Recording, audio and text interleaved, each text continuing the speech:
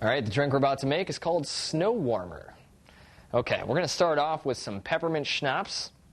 I'm going to do 2 ounces of peppermint schnapps. I'm going to pour it directly into my Irish coffee mug here.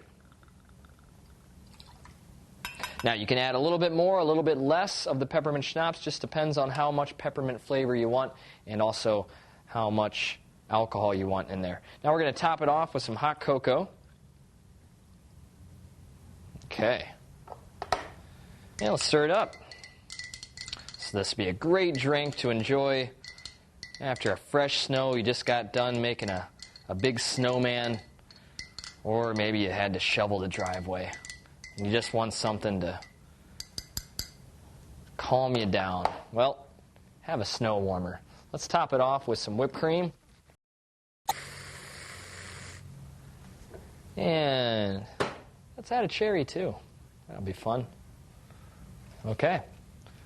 Throw a straw or 2 on there, and you have yourself a snow warmer. Guaranteed to melt that snow. Bottoms up.